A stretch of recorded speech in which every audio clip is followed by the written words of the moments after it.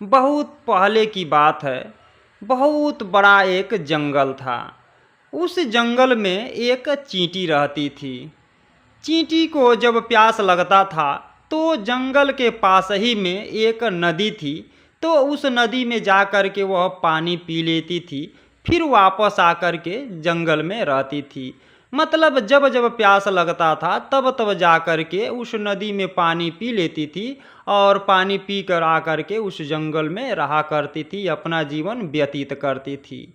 एक दिन क्या होता है कि उसको जब प्यास लगता है तो फिर वह नदी के पास जाती है पानी पीने के लिए।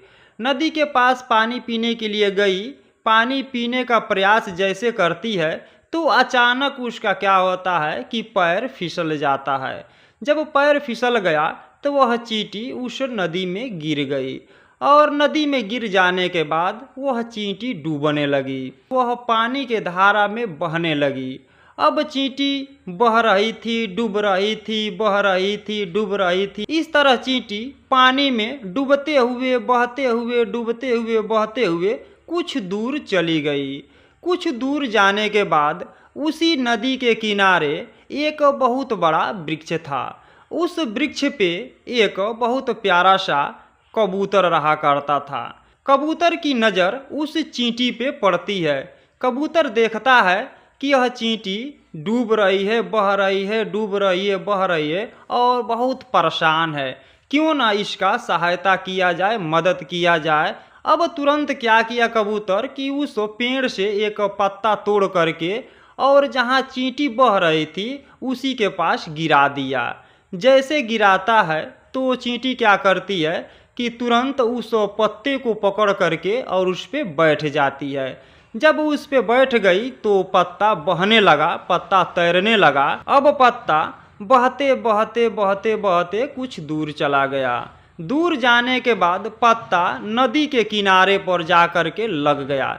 जैसे पत्ता नदी के किनारे पर जाकर लग गया तो चींटी क्या करती है कि उस पत्ते से उतर करके और पृथ्वी पे चली आती है।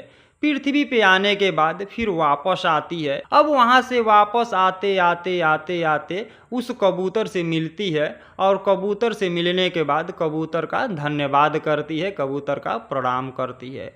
प्रणाम करने के बाद यह अपने घर चली जाती है। अब क्या होता है कि कुछ दिनों बाद उसी नदी के किनारे पर एक चिड़िया मारने वाला बहेलिया आता है।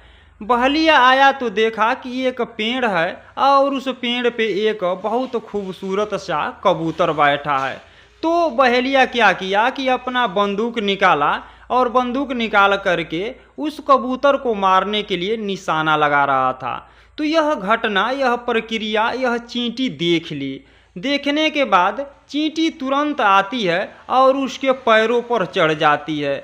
जैसे बहेलिया उस कबूतर को मारने का प्रयास किया तब तक चींटी क्या करती है कि बहेलिया के पैरों में बहुत तेजी से काट लेती है। जब काटती है तो बहेलिया का निशाना चूक गया।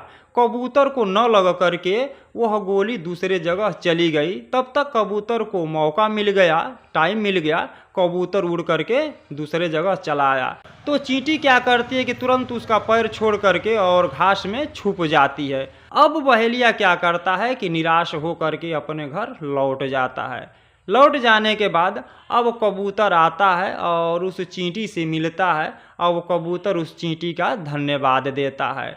तो कहने का मतलब ये है कि जब तक हम किसी का मदद नहीं करेंगे, जब तक हम किसी का सहायता नहीं करेंगे, तब तक हमको कोई मदद करने वाला नहीं है, सहायता करने वाला नहीं है।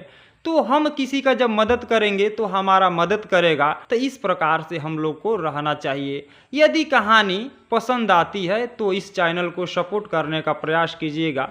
तब तक के लिए धन्यवाद।